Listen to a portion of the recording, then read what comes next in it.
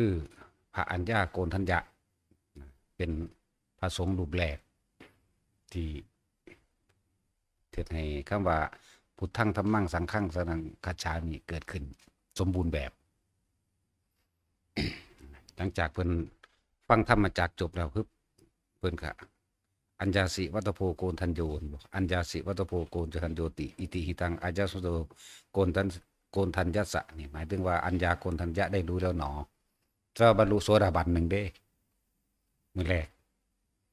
หมายถึงว่าบรรลุพระโสดาบันผู้เดียวแต่ว่านั่นก็หมายถึง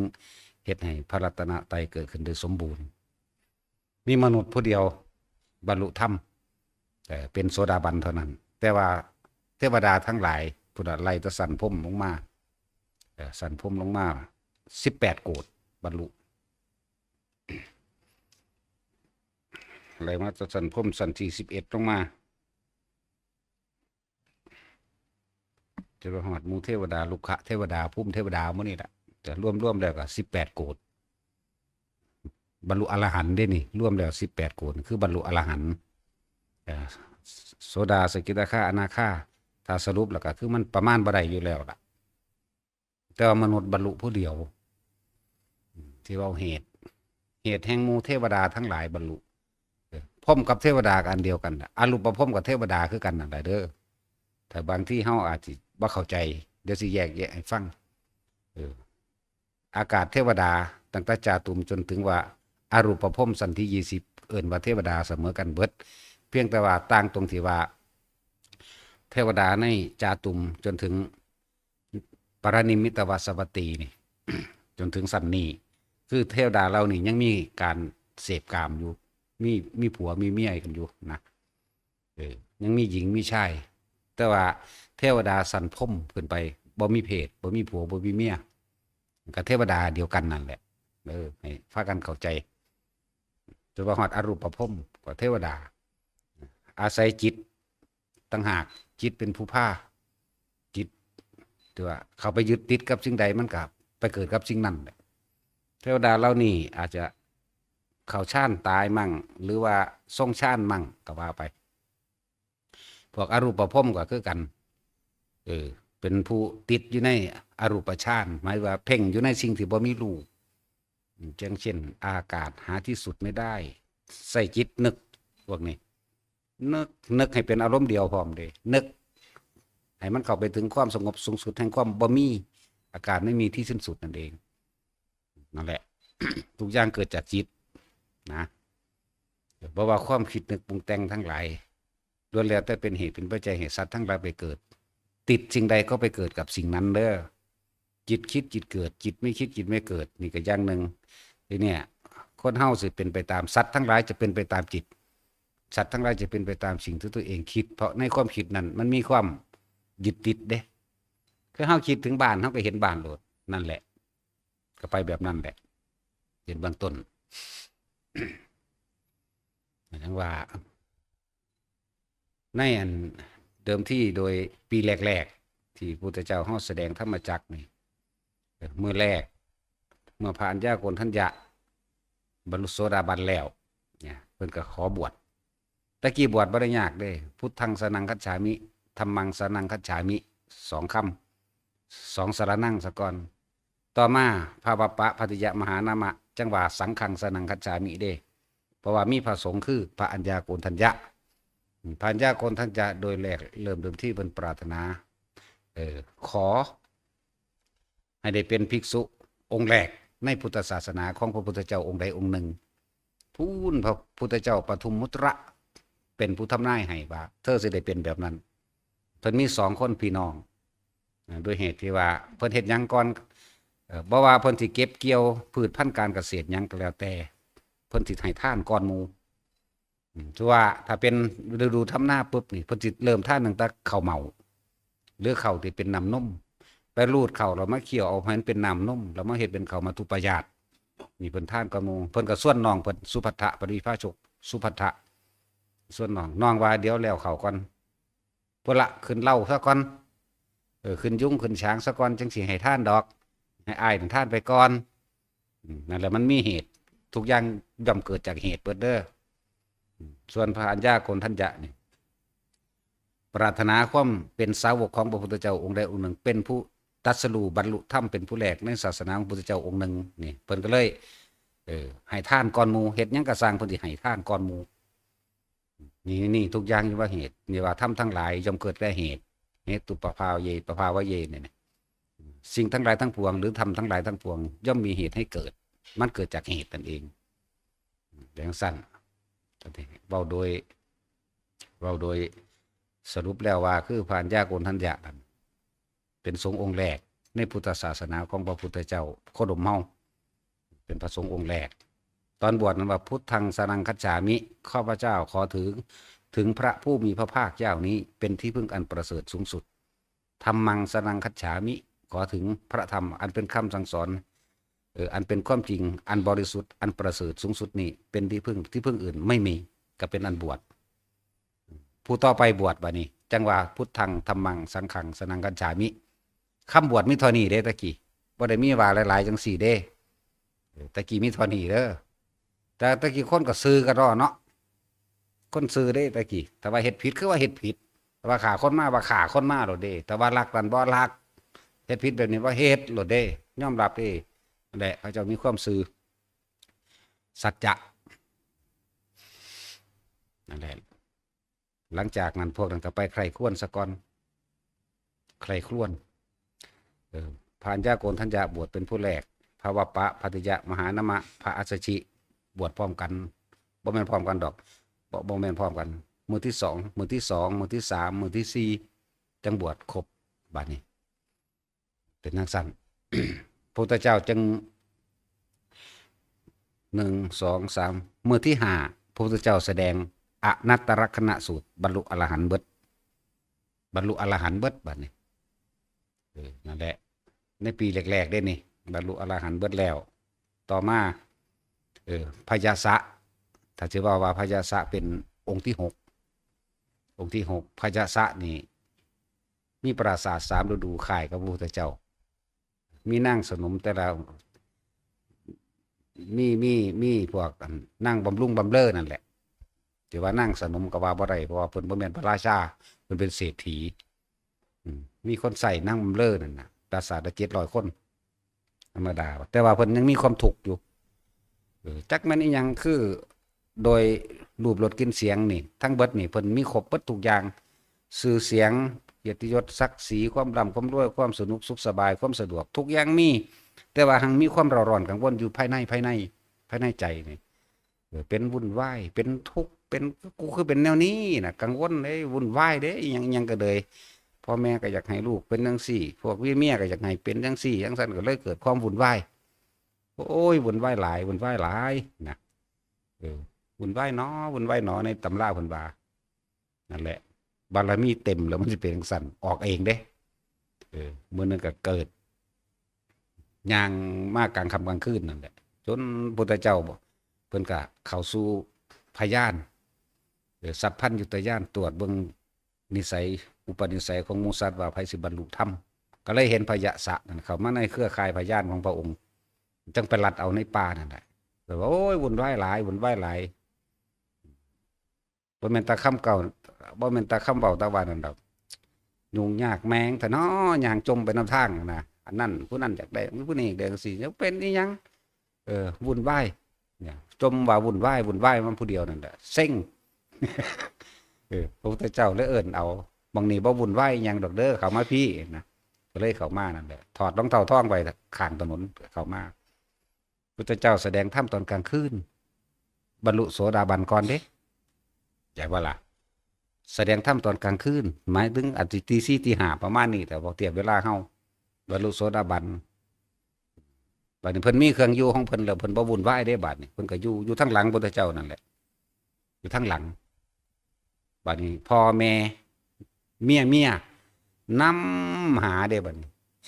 พอดีไปเห็นรองเท้าท่องที่ถอดไว้ข้างถนนก็เลยเข้ามาหาบอกว่าเห็นผู้ชายผู้หนึ่งลูกผู้ขาบ่พระองค์ได้เห็นบ่เพิ่นก็ว่าท่านได้ปะว่าเห็นหรือบ่เห็นเพิ่นบ่เว้าเด้ที่จริงก็นั่งข้างหลังล่ะข้างๆล่ะแต่ว่าเพิ่นแสดงธรรมให้ฟังซะก่อนเมื่อแสดงธรรมให้ฟังแล้วพระยาสะบรรลุอรหันต์ไอ้บ่ล่ะผู้อยู่ทางหลัง ส่วนพ่อแม่ตลอดทั้งพวกเมียทั้งหลายบรรลุโสดาบันเออบรรลุแล้วก็เห็นตัวบัดนี้เพิ่นเฮ็ดให้เห็นเหรอนี่เจ้าขึ้นอยู่บ่ขึ้นแล้วผู้นี้ก็บ่ขึ้นอยู่แล้วผู้นี้เป็นอรหันต์แล้วบ่ขึ้นแล้วพวกนั้นก็เข้าใจแล้วเข้าใจในสัตว์โลกเป็นธรรมกรรมแล้วเข้าใจในหลายๆอย่างแล้วบ่เอาขึ้นนั่นแหละ ในในในหามือที่6ก็ได้พระอรหันต์องค์ที่6นะหาพระอัญญาโกณทัญญะวัปปะพัติยะมหานามะพระอัจฉริตลอดทั้งพระยศะแต่พระอรหันต์องค์หนึ่งที่ถูกลืมพระภากุละถูกลืมเข้าใจบ่ค่อยมีที่จริงมีอยู่เด้พอปฏิปทาของเพิ่นนั่นน่ะบ่ค่อยมีผู้ใดเอามาแสดงปานใดปฏิปทาโมเนยะปฏิปทามันปฏิบัติยากสุดเลยอันนี้สันเทเดียวแล้วก็ห้ามบิณฑบาตทางเก่าแล้วก็ห้ามอยู่หม่องเก่านอนหม่องใหม่ไปเลยฉันหม่องใหม่ไปเลยบิณฑบาตหม่องใหม่ไปเลยทำกายลำบากเพิ่นก็เลยอายุสั้นพระภากุละนี่เป็นหลานของอสิตดาบสถ้าสิเว้าเรื่องบวชก่อนหมู่บ่แต่ว่านั้นคือบวชตรงต่อเจ้าชายสิทธัตถะบวชตอนเจ้าชายสิทธัตถะยังน้อยอยู่ตอนนั้นอสิตดาบสที่เป็นฤาษีประจำเมืองกบิลพัสอยู่แล้วว่าผู้ใดมีหยังเกิดหยังขึ้นก็ไปถามผู้นี้แหละไปถามผู้นี้เจ้า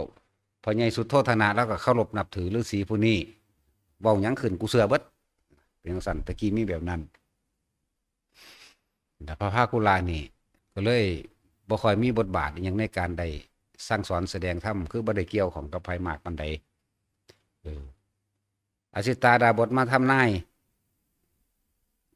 เจ้าชายสิทธัตถะว่าผู้นี้บวชเป็นผู้เจ้าแน่นอนล้านเปอร์เซ็นต์เป็นอื่นไปบ่ได้พอตาทำนายแล้วเบิ่งเกิด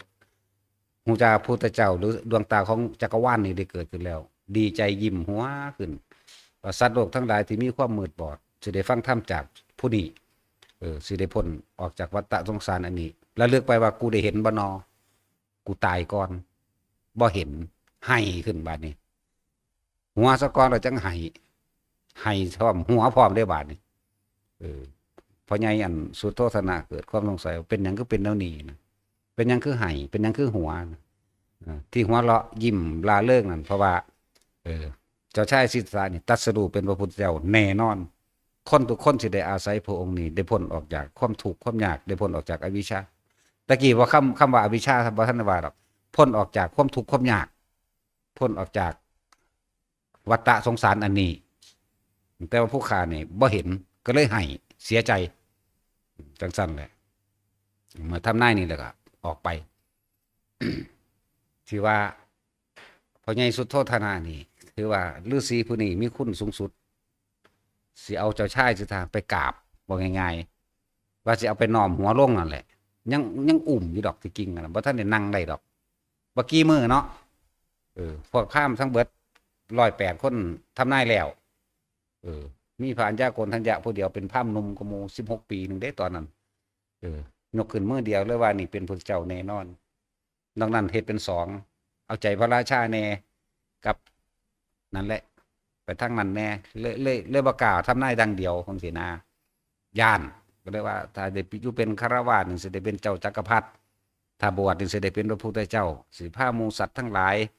พ้นจากวัฏทุกข์อันนี้จังซี่นะแต่ว่าอัญญาโกณทัญญะว่าผู้เดียวเลยนั่นแหละคนเป็นมา จังว่าแต่ละอย่างมีเหตุเบิดปณิพระอันพระกุระนี่เป็นผู้ที่ถูกลืมเพราะว่า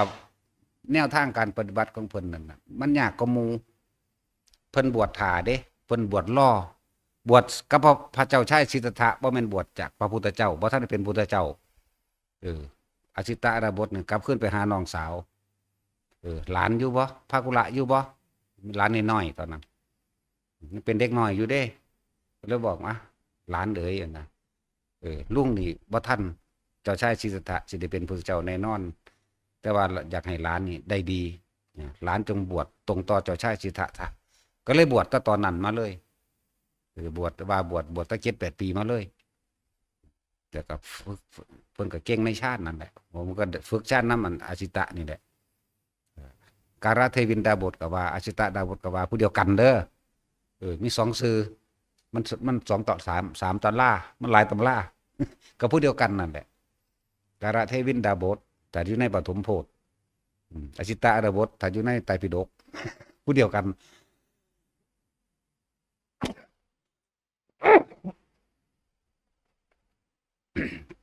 นั่นแหละ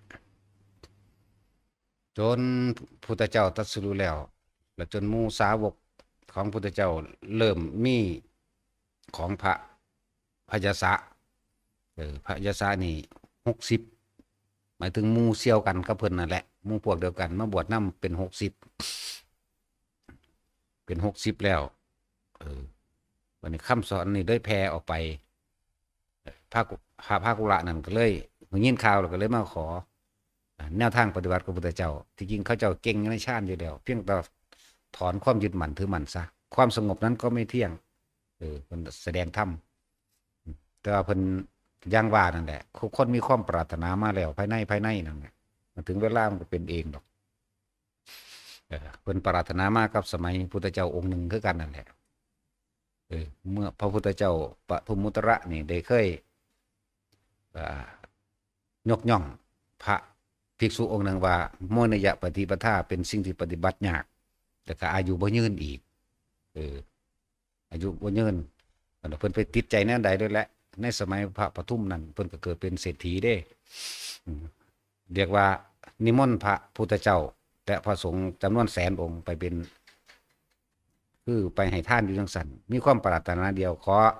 ได้เป็นแบบโมนยปฏิปทาเหมือนภิกษุองค์นี้เถิดสาธุนี่นะพุทธเจ้าก็ว่าได้เป็นแน่นั่นแหละแต่อายุบ่ยืนเด้บ่ยืนก็สร้างมันเพิ่นก็ระลึกนึกถึงว่าเพิ่นเห็นความแก่มันเห็นความชราว่ามันลำบากเพิ่นเลยบ่อยากยืนเพิ่นเลยปฏิบัติแนวนี้มันมีเหตุเบิดนั่นแหละอิหยังก็ดีนั่นแหละจังว่าพระอรหันต์ที่ถูกลืมบ่ค่อยมีผู้เว้าถึงโมนยปฏิปทาของพระภาคุระนี่หนึ่งเด้อเป็นหลานของอาสิตะดาบทหรือการะเทวินดาบทนั่นแหละเป็นหลานลูกน้องสาวเพิ่นอย่างสั้นนี่อีกผู้หนึ่งที่ถูกลืมอยู่เท่ากับคนขึ้นมาแหละเพราะว่าในปีแรกก็ว่ามีไผแน่เป็นอรหันต์ว่ามีพระอัญญากลเจ้าวัปปะพญามหานามะอสีพยาสะแล้วก็หมู่อีก60แล้วก็มีพระภากุระนี่เองโดยโมนยะเป็นตัวนี้คือปีแรกพุทธเจ้าที่เทศนา2 กันเท่านั้นแหละปีแรกใจว่าล่ะเทศนาธรรมจักรปวัตนสูตรกับอนัตตลักขณสูตรต่อมาจังไปเทศบัดนี้ไปโปรดเอาพวกกันจดิน3 พี่น้องพวกเขาเจ้าบูชาไฟมาแต่เก่าก่อนบูชาไฟแล้วพระพุทธเจ้าแสดงปาฏิหาริย์มากที่สุดก็คือกับพวกจดิน3 พี่น้องเขานั่นลงแสดงปาฏิหาริย์มากเพื่อสิปราบมานะทิฏฐิความพวกกัสสปะนาทีกัสสปะขยากัสสปะแล้วก็อีกยังอีกละพี่น้อง3 คนนั่นนะยังอุรุเวลากัสสปะนาทีกัสสปะขยากัสสปะเนาะ3 พี่น้องแต่ร่วมแล้วก็มีร่วมเป็นลูกศิษย์แล้วก็คือเป็น1,000นี่ปีที่2เด้ปีที่2หลังจากปราบพวกมุนีหมายถึงปราบมานะทิฏฐิเปิ้นปราบอสนะทั้งแนวอื่นดอกเพราะว่าพระพุทธเจ้าสิแสดงวางได้กระสร้างกระชั่งเถอะไม่เป็นอรหันต์เหมือนเราตั้งแต่ขอไปอยู่นำเพิ่นพากันบูชาไฟจวดอยู่นั่นแหละคนที่ทิ่มมือทิ่มหยังใส่ในหั่นแหละบูชาไฟอยู่จังซั่นพุทธเจ้าเข้าไปกลางคืนแล้วก็ไปกลางคืนแล้วก็ขอพักพักมองอันนาคอยู่บาดนี่นั่นแหละเพิ่นไปปราบนาคเอานาคคดไว้ในบาทยามเช้ามาเอาหนีเบิ่งนี่พวกเจ้าบูชาพวกนี้บ่เนี่ยเห็นบ่ล่ะถึงสิเก่งขนาดนั้นก็ช่างภาษาสำนั้นบ่เป็นอรหันต์เหมือนเราจังซั่นแล้วพวกกันนั้นลงไปอาบน้ำล้างบาปเบิดนั่นแหละเบิดใน3 พี่น้องเขาเจ้านั่นล่ะตามล้างบาปพุทธเจ้าก็ใส่อิทธาพินิหารเฮ็ดให้พาฟื้นบ่ได้มั่งให้หนาวสั่นงอกๆอยู่ แต่ว่าในใจระลึกอยู่ได้ต้องเป็นเพราะว่าสมณะองค์นั้นคักๆจังซี่แต่ว่ากระสร้างบ่เป็นอรหันต์เหมือนเฮาเนี่ยเอาจังซั่นเด้แสดงฤทธิ์บักเป็นหลายครั้งคือหยังนี่เด้บ่น้อยๆได้เป็น100พุ่นล่ะหลายอย่างอยู่ในหันเพื่อสิทรมานเอาพวกนี้เออบัดนี้เฮ็ดฝนมันตกไหลน้ำท่วมขึ้นเพิ่นก็พากันขี่เรือหนีขึ้นภูเขาเออมื้อ2มื้อแล้วเด้นี่คือบ่เห็นน้อว่ะพันพาขี่เรือลงมาเบิ่งพุทธเจ้าเดินจงกรมขี้ดินไงทวนอยู่มันแหวกน้ำเป็นวงกลมเข้าใจวะแหวกน้ำเป็นวงกลมไว้นี่บางทีพระองค์ดูนั่นน่ะมาส่องเบิ่งเหรอท่านสบายดีบ่สบายดีกระสร้างบ่เป็นอรหันต์คือกูไปขนาดนั้นแหละหลายอันหลายอย่างเพิ่นเกิดลาภสักการะจังซี่พุทธเจ้าบ่อยู่นำพุ่นเพิ่นไปบิณฑบาตอุตรกุรุทวีปเอาหมากสมหม้อมาให้เบิ่งไปปุเพสหทวีปเอามากันมาค้ำป้อมมาให้เบิ่งจังซี่นะ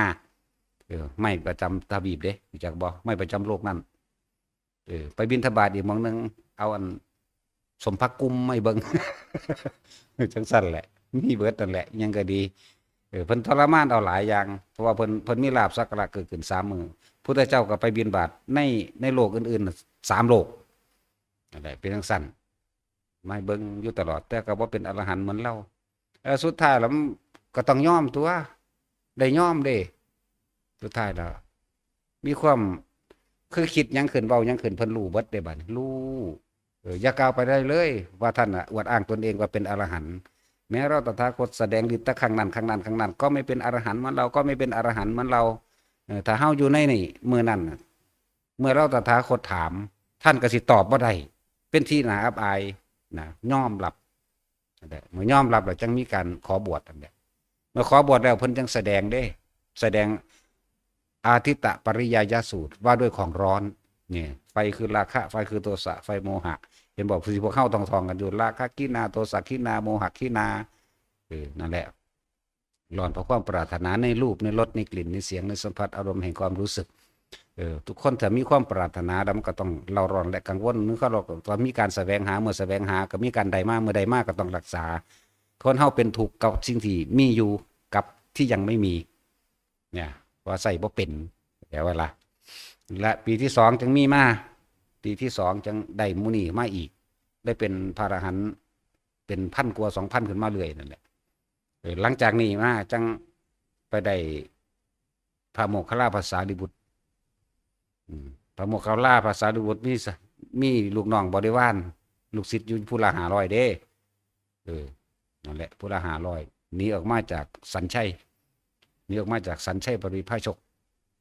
ออกมาจากพระญาสัญชัยมากับมาภาษาลีบุตรนี่ไปบิณฑบาตไปเห็นพระอัสสชิบิณฑบาตเหมือนกันแต่พระอัสสชินั่นตะกี้เขาเจ้ากันยังอันใส่ผมยาวได้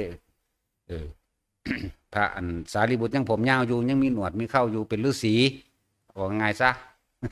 เป็นฤาษีท่านได้โกนหัวเด้แต่ว่าไปเห็นพระอัสสชิเป็นโกนหัวแล้วกิริยามารยาทการเดินเยื้องกลายเลี้ยวซ้ายเลี้ยวขวาการแยกการยังแล้วแต่บิณฑบาตบ้านบางหลังก็ด่าแต่เพิ่นก็ยังให้พรขอเธอจงเป็นสุขเถิดขอเธอจงมีอายุยืนเถิดให้พรตะกี้บางคนก็เทน้ำเข่าใส่บางคนก็ด่าบ่ให้ปิดประตูใส่แต่ว่าเพิ่นก็มีความเบิกบานนิ่มนวลของเพิ่นเองพระนี่แนมนำไปเลยย่างนำไปเรื่อยแอบเบิ่งไปเรื่อยหมายถึงพระอันสารีบุตรนี่แหละแอบเดินตามหลังบางหม่องก็ด่าบางหม่องก็ให้บางหม่องก็โยนให้ยัดเยียดแบบเน็กใส่เป็นนุ่มเป็นแน่นแท้ๆเป็นหยังมาหาขอท่านกินแบบนี้บ่มีกำลังบ่มีสติปัญญาอีหยังบ่ด่าไปเรื่อยเพิ่นก็ยิ้มไปเรื่อยนั่นแหละจนพุ่นล่ะออกไปในระหว่างวิทย์บ้าน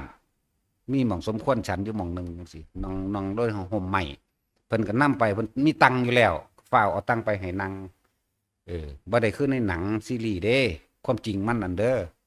ซีรีส์นั่นย่างไปถามกันนำทางเด้บ่แม่นเด้ตัวนี้ย่างไปนำไปทางกำลังสิทำทานั่งปึ๊บก็ฝ้าวเอาตังเจ้าของเองมาให้นางสิล้างมือก็ฝ้าวเอาน้ำไปล้างมือ นั่นแหละรอให้สันอิ่มสะก่อนเด้สันเรียบร้อยเพิ่นยังถามว่าท่านบวชกับไผผู้ใดเป็นครูผู้ใดเป็นอาจารย์เพิ่นจังแสดงธรรมเด้ธรรมทั้งหลายที่เกิดแต่เหตุทุกสิ่งทุกอย่างย่อมมีเหตุแต่ปัจจัยเหตุเกิดเป็นไปเมื่อดับเหตุแล้วสิ่งทั้งหลายทั้งปวงก็ย่อมดับตามดอกบรรลุโสดาบันในเมื่อนั้นได้แล้วก็ได้ถามว่าผู้เป็นอาจารย์อยู่ไสหมายว่าอยู่พุ่นละเมืองสาวัตถีข้าพเจ้าได้ปฏิญาณตนไว้กับหมู่คือโกริตะก็คือพระโมคคัลลานั่นแหละโกริตะก็ดีเพิ่นบ่ได้ชื่อว่าบ่ได้ชื่อว่าโมคคัลลาสารีบุตรเด้พระพุทธเจ้าเอิ้นชื่อแม่เพิ่นเด้นั่นลูกอีนั่นลูกอีนี่นะความหมาย ลูกอีนั่นลูกอีนี่แหละความหมายเพิ่นนั่นนะนั่นแหละ นั่นแหละชื่อว่าได้ละลืมแล้วจำได้แต่พระโมคคัลลานั่นแหละพระโกริตะภาษาลิบุตรสว่างใดก็อุปติสสะภาษาลิบุตรสว่าอุปติสสะพระโมคคัลลาสว่าโกริตะเด้นั่นแหละไปปฏิญาณได้สัญญากับหมู่กับพวกไว้แล้วฟ้าวแล่นไปหากันดีใจมีความเสิร์นเบิดบานเพิ่นบรรลุโสดาบันในเมื่อนั้นก็ห้องไปใต้ผิดละเริ่มเข้าไปทางอันสำนักของพระญาสัญชัยเพิ่นห้องไปดีใจเฮาได้พบแสงสว่างแล้วได้พบแสงสว่างแล้วใส่โกริตะอยู่ใส่ก็แตกตื่นออกมาติโอ้มื้อนี้เพิ่นเป็นหยังคือหน้าซื่นตาบานเบิกบานลื่นเรื่องบันเทิงแท้แสดงว่าต้องมีอันใดนึงที่ดีแน่ๆนะแต่ก็แสดงทำต่อให้กันฟังเลยก็แสดงอันเดียวกันนี่แหละตามธรรมดาพระตถาคตย่อมกล่าวอย่างนี้ผู้นั้นกับบรรลุโสดาบันน้ำกันนี่แหละแต่จังพากันหนีมาออกจากสำนักของสัญชัยบริพระโชคอนันต์ออกมาแต่มาฟังธรรมพุทธเจ้ามาขอบวชน้ำพุทธเจ้านั่นแหละเพราะแต่บวชแล้วได้ฟังธรรมพอสมควรดีแล้วลูกศิษย์เพิ่นน่ะบรรลุอรหันต์เบิดเด้ในมือเดียวนั่นแหละในการฟังธรรมอริยสัจมือเดียวนั่นแหละแต่ว่าพระโมคคัลลานั่นน่ะ7 มื้อยังบรรลุส่วนภาษาริบุตรนั่นน่ะ14 มื้อนั่นแหละ14 มื้อ15 มื้อเป็นจังซั่นจังบรรลุเด้ต่อมาก็จังมีการตั้งผู้เลิศนั่นเองเอตทัคคะหรือว่าตั้งสาวกทั้งซ้ายทั้งขวาก็ว่าไปนั่นแหละจังว่าผู้นี้แม่ชื่อว่าสาลีเลื่อนบุตรนางสาลีเลื่อนภาษาดิบุตรไปเลยที่จริงเพิ่นบ่ได้ชื่อว่าจังซั่นพวกเฮาว่าได้เอิ้นแล้วเอิ้นไปนำว่าลูกผู้นั้นลูกผู้นี้ไปเลยบ่ควรได้เฮาก็ได้เนาะแต่เฮ็ดจังได๋ซั่นมันมาแล้วก็เลยเอิ้นก็เอิ้นเพื่อว่าเป็นเกียรติให้กับแม่เพิ่นเป็นแม่พระอรหันต์ก็เลยเอิ้นไปนำซะบ่บาปหรอกนั่นแหละหลายๆอย่างปุถุชนก็มีก็มากล่าวตูว่าธรรมดาแล้วเป็นหยังคือบ่ตั้งให้พระอัญญาโกณทัญญะเป็นผู้เลิศทั้งนั้นทั้งนี้หรือว่าตั้งขึ้นอันนี้เนี่ยเป็นหยังคือข้ามดุลพี่แท้จังซี่นะความหมายว่าข้ามจังซี่พุทธเจ้าก็เลยเว้าเบื้องหลังให้ฟังสารีบุตรกับโมคคัลลานี่ปรารถนามาแต่สมัยพุทธเจ้าหลายองค์แล้วตลอด2 อสงไขยแสนกับเด้บ่ได้น้อยเด้บ่แม่นทั่วไปเด้อพระโมคคัลลาพระสารีบุตร2 อสงไขยแสนกับเด้อทอกันกับพระปัจเจกแย่ว่าล่ะจนได้รับพุทธธรรมนายมาจากพุทธเจ้าทุกองค์มาเรื่อยนึงตั้งแต่พระปทุมคือเก่านั่นแหละแต่พวกเขาก็มีมาในหันคือกันละนาในพระปทุมนั่นน่ะมีคือกันนั่นแหละจะว่าเป็นหยังจังมากคือว่าตายแต่สมัยพุทธเจ้าองค์ใดองค์หนึ่งขุดมาเกิดหาอย่างน้ำมือนีเนาะทั้งสั้นแหละพุทธเจ้าได้เว้าเหตุผลให้ฟังทุกอย่างย่อมมีเหตุสิ่งทั้งหลายทั้งปวงจงเกิดแก่เหตุแม้สารีบุตรนี่ก็มีเหตุด้วยความปรารถนาเป็นสาวกของพระเจ้าองค์ใดองค์หนึ่งในสมัยพุทธเจ้าองค์นั้นแต่มาได้รับพุทธธรรมนายกับพระปทุมพี่เด้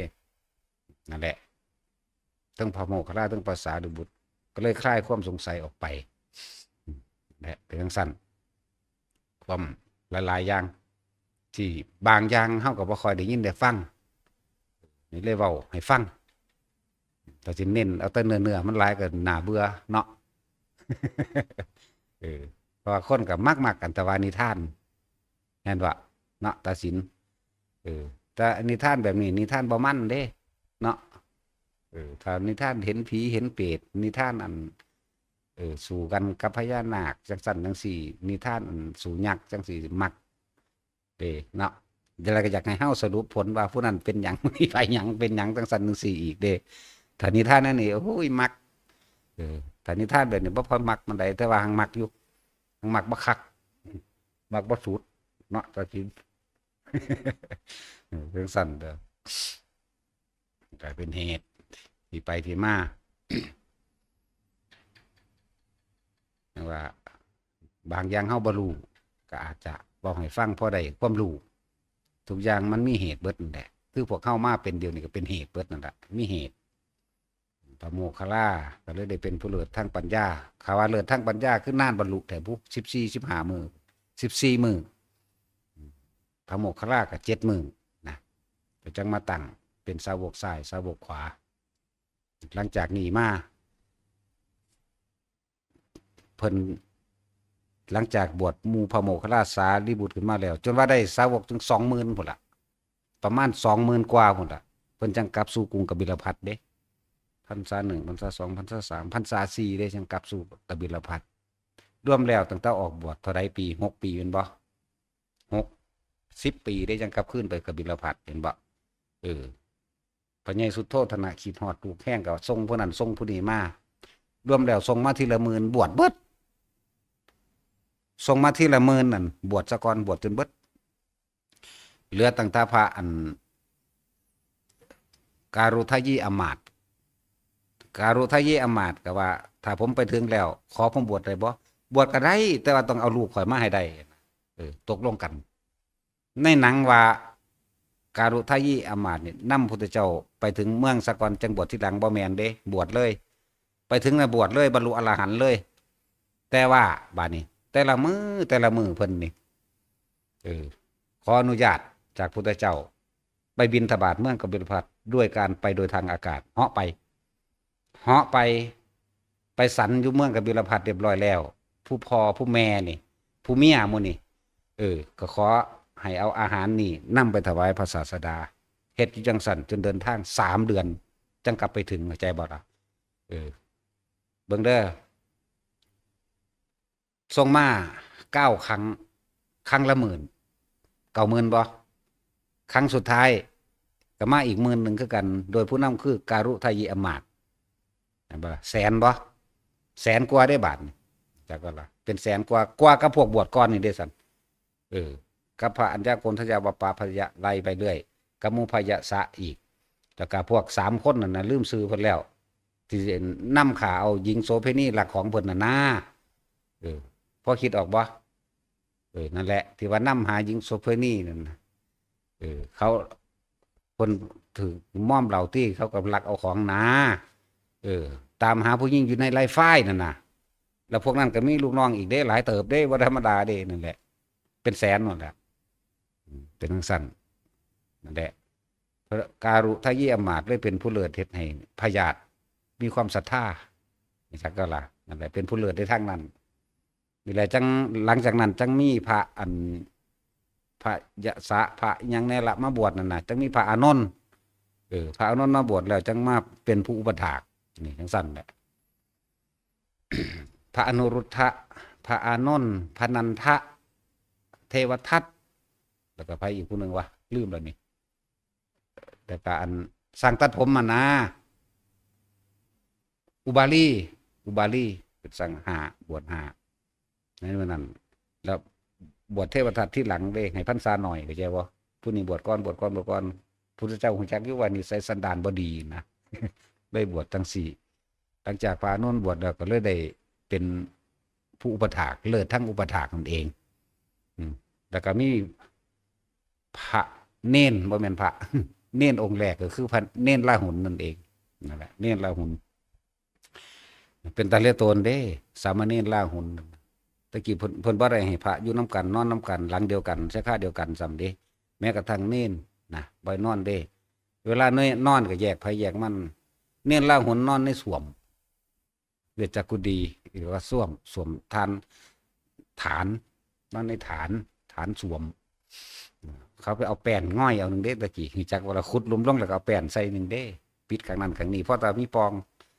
เน้นละหุ่นไปนอนหั่นในมือหนึ่งพุทธเจ้าเขาห้องน้ำเพิ่นก็เลยกระแอมขึ้นเพิ่นได้ยินเสียงขวกๆเน้นละหุ่นเป็นผู้ตื่นรู้แล้วก็เป็นผู้ศึกษาเด้ก็เลยกระแอม ออกมาจังซี่เลยไผน่ะอยู่ในหันน่ะก้าวกับผมล่างหุ่นพระเจ้าค่ะเอามานอนอย่างจังซี่บ่ได้อ้างได้ว่าเป็นลูกไผเข้าใจบ่เขาเจ้าบ่อวดบ่อ้างเลยเน้นละหุ่นก็ดีนั่นแหละบ่อวดบ่อ้างบ่หยังบ่ได้ว่านี่กูลูกพระพุทธเจ้าเด้บ่ว่าเด้บ่ได้เอามาอ้างไผเด้อยิ่งอ่อนน้อมถ่อมตนนั่นแหละพระอุปชฌาย์ก็คือภาษาลีบุตรนั่นแหละเป็นแสนตอนกลับไปก็อาจจะบ่ไปทั้งเบิดดอกว่าพวกอื่นๆกับไปสงเคราะห์โลกแสดงธรรมทั้งอื่นอยู่นั่นแหละแต่เขาเขียนไว้ว่า20,000มันบ่แม่นนะมันต้องแสนเพราะว่า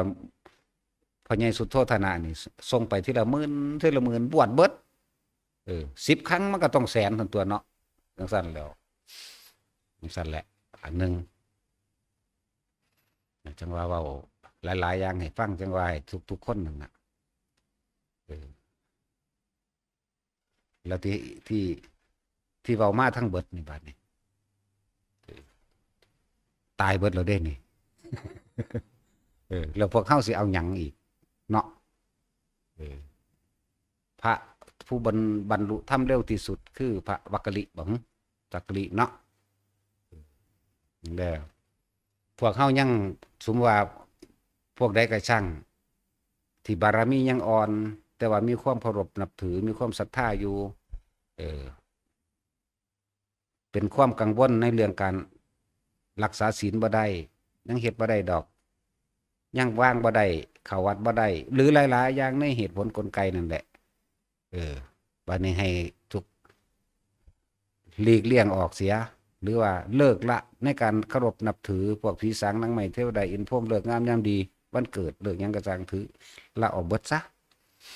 ละออกเบิดยังน้อยๆเฮาก็ระลึกนึกถึงพระพุทธพระธรรมพระสงฆ์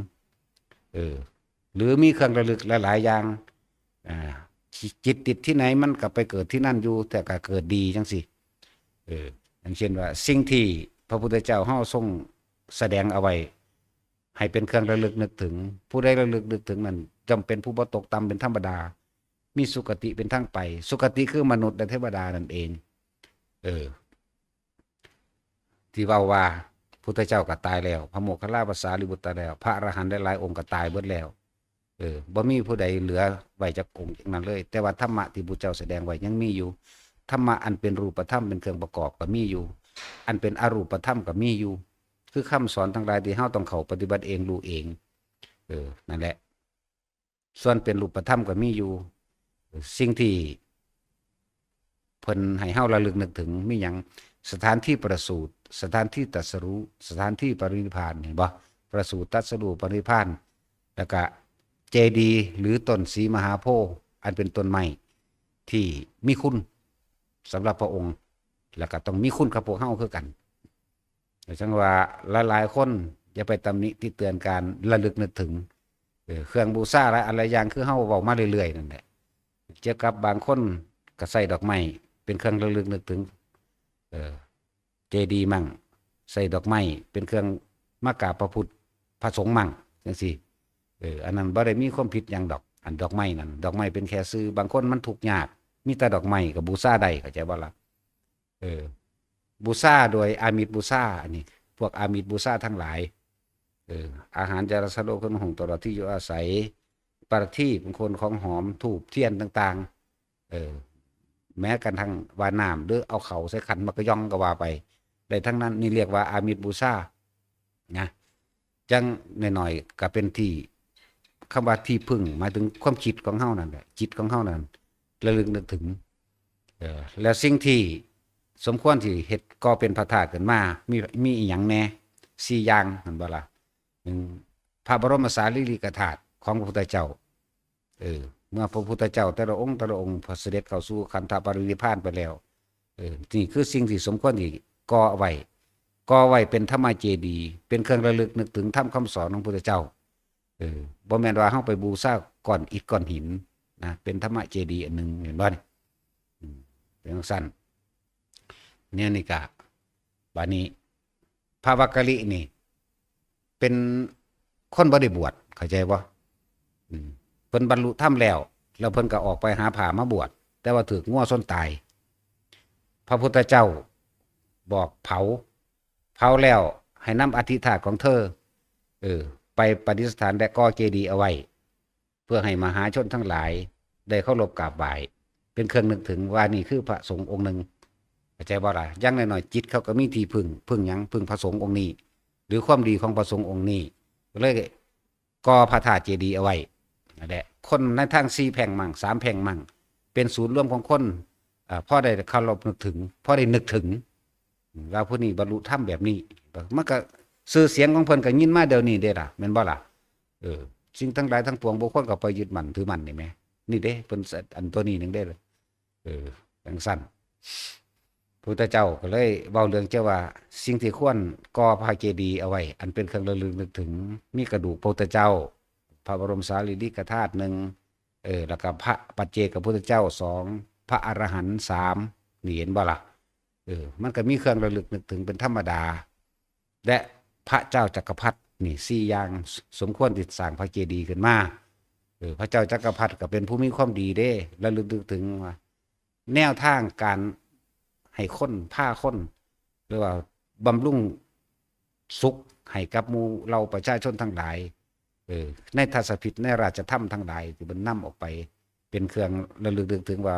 กษัตริย์องค์นี้เป็นผู้มีคุณความดีหลายคิดถึงนั่นแหละนี่แหละคือสิ่งที่สมควรที่พวกเราระลึกนึกถึงแน่แต่แมนมันมีหลายกว่านั้นเป็นบริโภคเจดีย์บัดนี้เครื่องระลึกนึกถึงพุทธเจ้าระลึกถึงสิ่งเหล่านี้บ่ตกต่ำต้นไม้ก็เรียกว่าบริโภคเจดีย์เข้าใจบ่ล่ะพวกบาทพวกบริขารต่างๆก็เรียกว่าบริโภคเจดีย์ซื้อเฮาสร้างเจดีย์เอาไว้นี่บางที่ก็เอาบาทไปไว้มั่งเอาประคตเอวหรือเอานันนี่ไปไว้มั่งบ่ล่ะบริโภคเจดีย์หลายคนว่าอันบ่อยากให้ไปเคารพบ่อยากให้ไปไหว้นั่นพระพุทธเจ้าเว้าเองเด้ล่ะเมื่อเราตถาคตตายไปแล้วสิ่งที่ควรระลึกนึกถึงมีหยังแน่มีเจดีย์พระธาตุเจดีย์ต่างๆเหล่านี้แล้วก็เพิ่นก็บอกที่ประสูติที่ตรัสรู้และที่ปรินิพพานและมหาเจดีย์ทั้งหลายแม่นบ่เอาจังซั่นแหละเพราะว่าเฮาบ่ทันได้มีเครื่องว่าเฮาสิพ้นได้เฮาก็เลยเอาจิตนี่นึกถึง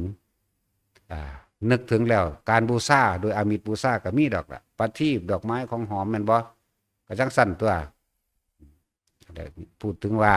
บารมีเฮายังต่ำแต่ว่านี่เป็นการเสริมสร้างอุปะคือสิ่งที่ทำให้อุบัติขึ้นในใจในความรู้สึกเรียกอุปนิสัยเพื่อให้เกิดอุปนิสัยไปในทางดีได้นี่จังเช่นพวกเฮาระลึกนึกถึงพระสงฆ์องค์ใดองค์หนึ่งที่เฮาเคารพจังซี่ว่าใจสิขาดตายนี่นึกถึงหลวงปู่หมั่นนึกถึงหลวงปู่บัวนึกถึงหลวงปู่เทศนึกถึงพระโมคคัลลาภาษาลิบุตรบ่ตกต่ำได้ล่ะพวกนี้ไปสวรรค์เบิดแล้วก็จังซั่นตัวแม้กระทั่งว่าการระลึกนึกถึงพระธาตุเจดีย์คืออีอันน้อยๆนั่นแหละที่เว้าให้ฟังอยู่เรื่อยๆดอกอีนั่นมันได้ดอกหูสร้างมันบ่ฮู้จักว่าสิเอาหยังไปไหว้มันก็ไปมือเปล่าบ่เป็นเห็นบ่นี่แหละอามิตรปูซาก็เลยเอาถือดอกไม้นี่ไปกราบจิตของมันความคิดของมันเองน่ะมันนึกไว้แล้วว่ามันสิไปกราบแต่ว่ามันไปบ่ถึงมันตายก่อนมันไปเกิดอยู่สวรรค์จังซั่นแหละแล้วสิ่งที่ควรระลึกนึกถึงสิว่าหยังขนาดภาษาลิบุตรลืมขอวัดอันหนึ่งคือการกวาดตาดเห็นบ่ไปนั่งเมื่อนั้นทำสมาธิบ่ได้เรียกว่ารู้สึกว่ามีความกังวลอะไรอันหนึ่งอยู่บ่ได้เฮ็ดจังได๋เนาะอ๋อลืมกวาดตาดนี่ธรรมดาเพิ่นสิกวาดตาดทั้งที่เพิ่นก็นั่งอยู่ห่มไม้นั่นก็เลยกวาดแล้วเลยนึกถึงพระพุทธเจ้าความกังวลตัวนี้เลยหายไปที่จริงเพิ่นบอกเหตุในพวกเฮาเวลาบ่มีเครื่องสบายใจนั่นนี่บอกเหตุในพวกเฮาระลึกนึกถึงพระพุทธเจ้าจังซี่ นั่นแหละการบูชาโดยสิ่งเหล่านี้แม้นวัตถุก็เป็นเครื่องที่ว่าเหมือนกับเฮาเป็นคนบ่มีบางคนก็เลยเอาดอกไม้ไปเป็นเครื่องบูชาหรือของฝากเพื่อเป็นสื่อสารหรือนึกถึง บูชาเจดีย์พระธาตุเจดีย์พระพุทธรูปต้นศรีมหาโพธิ์สถานที่ประสูติสถานที่สรุปสถานปรินิพพานเข้าใจบ่ล่ะเพิ่นก็เว้าเอาเองอยู่ได้ล่ะตัวนี้เนาะนั่นแหละแต่ว่าให้กำลังใจแต่ละคนที่ยังยังว่างบ่ได้ยังตัดบ่ได้ยังบ่อาจสามารถเข้ามาปฏิบัติแบบรักษาศีลภาวนาเฉพาะวันศีล8ค่ำบัง15ค่ำบังบ่ได้จังน้อยก็ให้มีเครื่องระลึกนึกถึงถือว่าเฮาเห็นต้นโพอยู่ไสก็สร้างให้นึกถึงว่านี่เป็นต้นไม้ของพุทธเจ้าให้นึกถึงพระพุทธเจ้าเด้แต่ว่าเอาต้นโพนี่เป็นเครื่องซื้อกลางเข้าใจบ่ว่าซั่นเฮาสิพาปลูกต้นไม้พระอานนท์ได้ปลูกอันที่มันยังอยู่เดี๋ยวนี้ก็ดีแม่นบ่ล่ะพระโมคคัลลาเป็นผู้เอาไปเอาในมาไปเหาะไปเอาพระอานนท์ผู้ปลูกจังซั่นแหละแต่หลายๆอย่างที่พวกเฮาบ่รู้บ่แม่นว่าเฮาไหว้ต้นไม้บัดนี้สำหรับตัวเฮาเอง ถ้าเห็นต้นว่าก็นึกถึงพุทธเจ้าองค์นั้นปั๊บโลดพุ่นพระอนุมาทัตสีนึกถึงล่ะเห็นต้นว่าต้นกุมบกนึกถึงพระโกนทัญญาพุทธเจ้าล่ะบ่แม่นอัญญาโกนทัญญาเด้อพระโกนทัญญาพุทธเจ้าเด้ต้นกุมต้นสร้างนาวนึกถึงพระมังคละพุทธเจ้าล่ะต้นไผ่ใหญ่จังซี่ก็นึกถึงพุทธเจ้าองค์นั้นไปเรื่อยเด้ล้วนแล้วแต่เป็นพุทธานุสตินะใจบ่ล่ะนี่ที่เป็นหยังคือผ้าปลูกต้นไม้อันนั้นอันนี้นะมันเป็นสัญลักษณ์ที่เฮ็ดให้เฮานึกถึงพุทธเจ้าแต่ละองค์นะบ่แม่นแต่ต้นปาเป้งอย่างเดียวคือต้นโพนี่แหละปาเป้งหรืออสัทธพฤกษ์ต้นโพเฮาเอิ้นต้นโพถือพวกเฮาพากันนิยมปลูกแบบนี้อย่างต้นกากระทิ่งจังซี่เฮาก็ปลูกเพื่อระลึกนึกถึงคุณของพระพุทธเจ้าองค์นั้นเด้ต้นกากระทิ่งต้นกุมบกต้นไผ่ใหญ่ต้นว่าต้นมะม่วงจังซี่พระพุทธเจ้าองค์นั้นองค์นี้ตรัสรู้เป็นเครื่องเป็นบริโภคเจดีย์ของเพิ่นเฮาระลึกนึกถึงคุณของพระพุทธเจ้าองค์นั้นเด้จังพาปลูกต้นสร้างนาวจังซี่นะหลายต้นอยู่เดี๋ยวต้องไปทองไม้กัน แต่ว่าได้ทองดอกถ้ามันเห็นมันนั่งปึ๊บเข้าใส่โหลดแต่มันเป็นอีหยังแต่ถ้ามันนั่งนึกจังซี่มันบ่ออกจักมันเป็นแม่มันหยัง ถ้าสิบ่ออกก็บ่ออกถ้าจะออกก็เว้าไปโลดจังซั่นแหละว่าที่เขาเว้ากันว่าบ่มีประโยชน์บ่แม่นเด้อพวกบารมียังอ่อนอยู่บ่อ่อนก็สร้างนึกถึงคือเก่านะบ่ว่าอ่อนบ่ว่ากลางบ่ว่าสูงนึกถึงคือเก่านี่ก็จังว่าให้ทุกคนเข้าใจแน่ที่เฮาเห็นต้นโพถ้าอยากอายยกมือไหว้ก็นึกถึงตัวว่านะโมตัสสะภะคะวะโตก็ได้ล่ะเป็นการระลึกนึกถึงพระพุทธเจ้าว่าในใจก็ได้เห็นบ่ล่ะและเฮาก็ว่าตลอดข้าพเจ้าขอนึกถึงพระผู้มีพระภาคเจ้าพระพุทธเจ้าองค์นั้นเฮาก็ออกสื่อเพิ่นได้ทั้งเทื่อก็ดีมันนังเป็นของมันดอกเวลาไปเห็นต้นไม้นั่นแต่ว่ามันเคยนี่นึกถึงพระพุทธเจ้าองค์นั้นโลดเขาก็บัดนี้บางที่เฮาก็ร่วมเลยเด้นมัตถุพุทธานังนมัตถุโพธิยาเลยเด้แต่ว่าส่วนมากสิร่วมตัวนี้ต่างหากนมัตถุพุทธานังนมัตถุโพธิยานะโมวิมุตตังนะโมวิมุตติยาเนี่ยนะโมสัพพัญญุตญาณะเนี่ยนี่เป็นเครื่องเป็นตัวที่เฮาใส่ประจำบ่ว่าสิไปเห็นต้นไม้หยังก็สร้างที่ถึงพระพุทธเจ้าบางที่มันก็เป็นคือเห็นเพิ่นโลดมันก็แปลกๆอยู่มันเป็นสัญญาซื่อๆดอกมันบ่แม่นนั่นดอกเป็นจังซี่เรียกว่าเครื่องระลึกนึกถึงของพวกเฮามีอยู่จะไประลึกนึกถึงในเกี่ยวกับว่า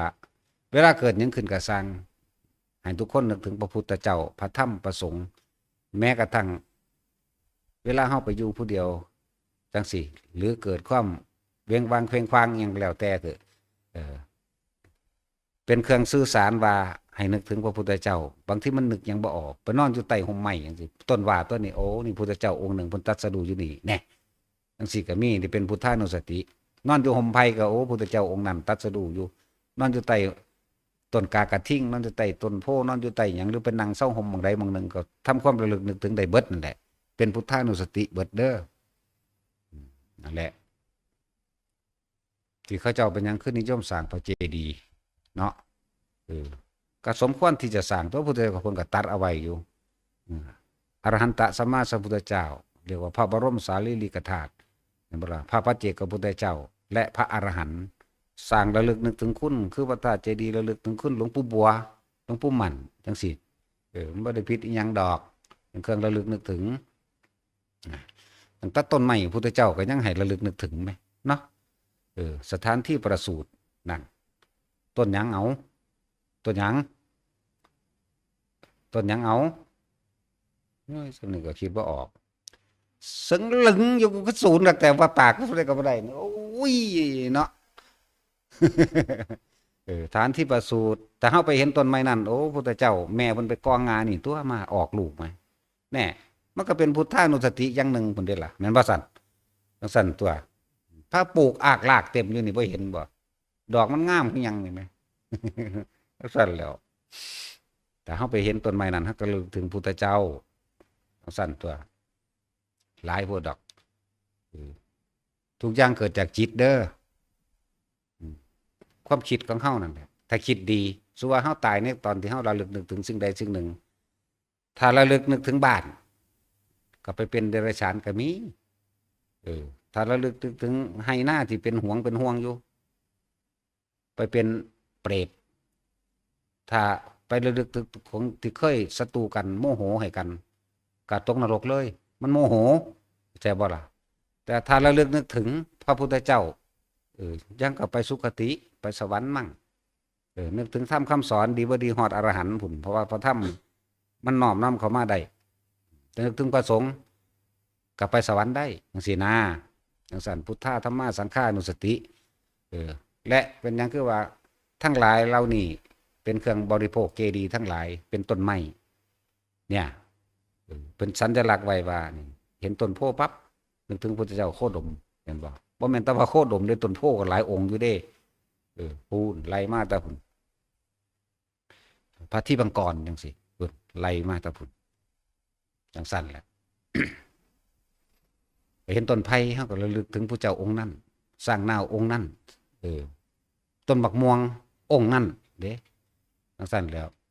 ตั้งแต่ต้นบักม่วงเฮาปลูกอยู่หลายๆนี่ก็พระพุทธเจ้าเด้เป็นผู้ปลูกเอง นายคันท่ามาพึกเป็นผู้ไปขุดหลุมลงนายคันท่ามาพึกซื้อว่าคนถวายบักม่วงซื้อดอกซื้ออีหลีแล้วจักสิซื้อว่าจังใดดอก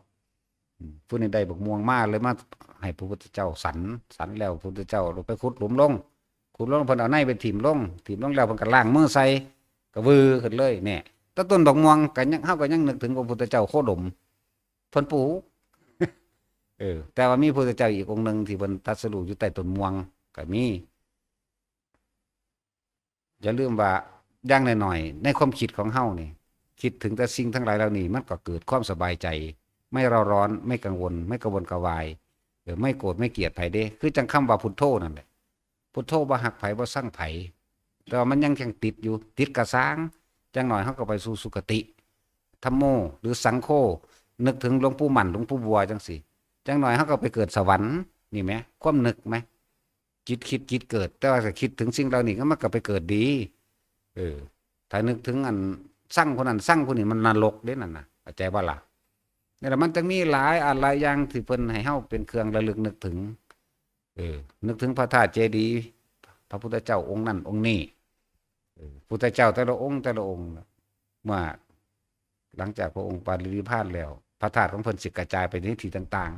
ๆหน่อยดอกที่องค์เดียวสิมีอยู่หม่องเดียวเลยน้อยอยู่นอกนั้นก็มีกระจายไปในที่ต่างๆยิ่งหม่องใดมีการปฏิบัติบูชานี่ยิ่งไปหม่องหันหลายการปฏิบัติบูชาบ่ว่าสิเป็นการสาธยายธรรมหรือสวดมนต์นั่นแหละสวดมนต์มั่งแสดงธรรมมั่งปฏิบัติมั่งโดยคือพวกเฮาเฮ็ดอยู่เดี๋ยวนี้แหละนั่นแหละเพิ่นเสด็จมาเองดอก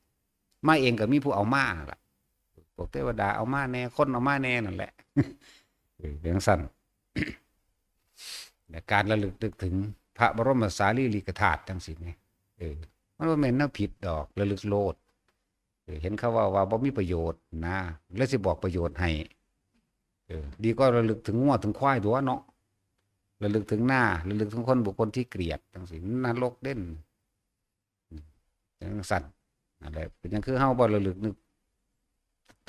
บ่สั่นสิว่าบูชาเหรอบุคคลผู้ควรบูชาก็มีพระพุทธเจ้าพระอริยสงฆ์เป็นต้นนี่ได้ล่ะและ ต้นสีมหาโพธิ์แต่เฮาระลึกนึกถึงแล้วมันบ่หักไผมันบ่สร้างไผดอกกกไม้อันก็เลยเนาะนึกถึงพระธาตุเจดีย์ก็บ่หักไผบ่สร้างไผดอกก็มีแต่ไปทางดีนั่นแหละนึกถึงพระพุทธเจ้านึกถึงพระอริยสงฆ์จังซี่ก็มีแต่ไปทางดีเด้และคมคีค่ำคนพาลซื่อๆดอกสิเทศอันนี้จักบ่ล่ะบ่แม่นว่ามันบ่มีประโยชน์มันก็มีอยู่บ่แม่นว่าสิเคี่ยวเข็นเอาตั้งแต่พระนิพพานอย่างเดียวนิพพานบ่มีรูปร่างมันมีตัวตนจะเอาหยังมาเป็นพยานหลักฐาน อันพวกนี้ยังพอมีรูปร่างเฮาก็ต้องอาศัยสิ่งเหล่านี้ก่อนเลยเว้ยค่อยๆเป็นไปคือจังท่านเฮาก็ยังท่านภายนอกไปซะก่อนแม่นบ่ล่ะถ้าท่านความอยากเอาซะแม่เนาะอรหันต์เบิดล่ะแต่ท่านความอยากหมายถึงเบิดแล้วนั่นแหละจังว่าบ่แม่นเด้ว่าบ่มีประโยชน์มีมันสิบรรลุไปเลยโดยบ่ได้อาศัยอย่างอื่นเป็นไปบ่ได้คือจังท่านศีลเนกขมะปัญญาวิริยะนี่เห็นบ่นี่ไล่ไปเรื่อยๆเป็นเครื่องระลึกนึกถึงเด้ออันนี้เฮาเว้าสรุปให้ฟังเด้อว่านี่ที่เว้ามาทั้งเบิดนี่เหลือตั้งแต่อันที่มันเป็นวัตถุพอให้เฮาได้ระลึกนึกถึงส่วนบุคคลตายล่ะพระพุทธเจ้าทุกพระองค์ที่ว่าไล่มานี่ในพระนามนี่ตายเบิดแล้วเหลือแต่คุณงามความดีที่เฮาได้ระลึกนึกถึงบ่ว่าสิไล่มาโลดตะพุ่นล่ะพระโมลีมิ่งรัตนโมลีก็ว่าไปพระพุทธะไล่มาจนมาถึงพระพุทธเจ้าโคตมะของเฮาเองแต่เรื่องว่าตายเบิดแล้วเห็นบ่ล่ะพอเข้าใจบ่นี่เพิ่นดีเลิศประเสริฐเพียงใด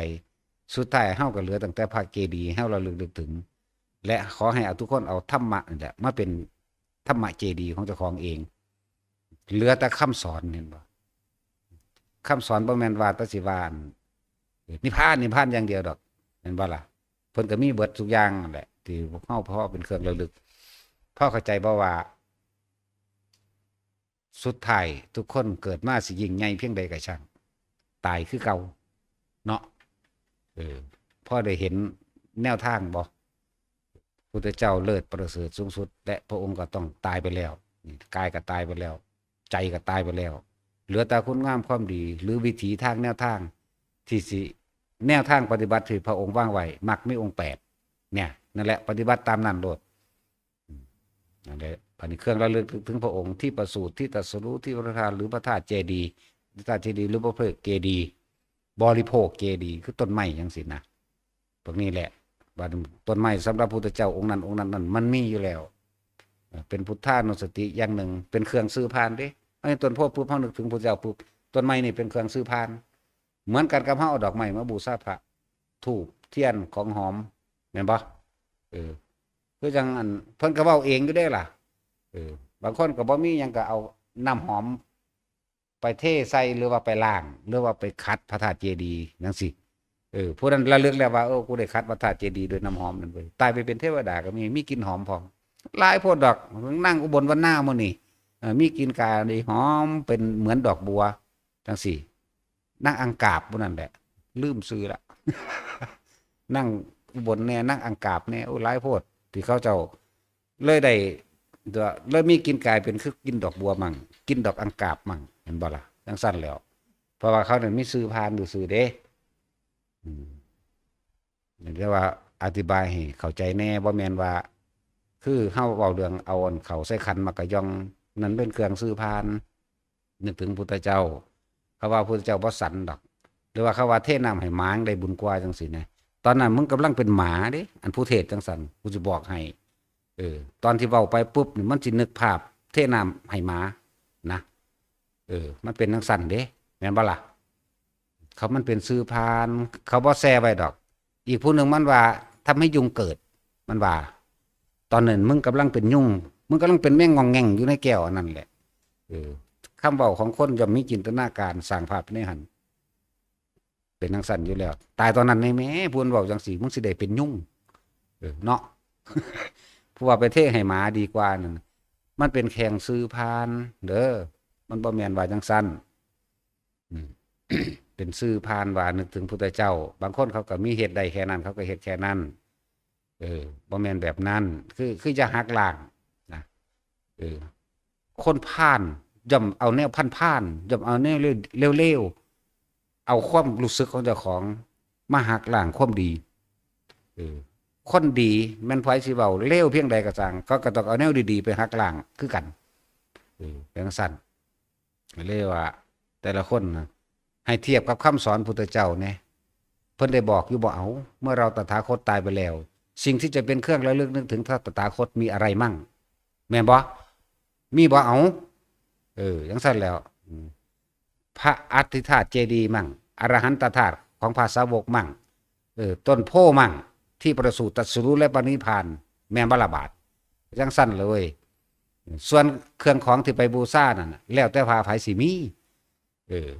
เพิ่นบ่ได้บอกเอาทองบูชาเด้แต่มีคนถูกผู้หนึงน่ะมีทองท้อปีกลิ้นนี่แหละจากอายหมู่บ่กล้าไปหาหมู่เป็นทองคำเปลวซ้ำน้อยไปลอยบูชาใต้ฐานส้วมตายไปสวรรค์เสยแน่ก็จังซั่นแล้วเพิ่นบ่กินดอกทองก็เลยเนาะเพิ่นบ่ไปใส่ประดับดอกแม่นบ่ล่ะจังซั่นเลยเว้ยเฮาก็หักล้างแนวมันความคิดบ่ดีบางคนเชื่อเด้แนวเร็วๆเชื่อเร็วๆแม่นบ่ล่ะจังซั่นเลย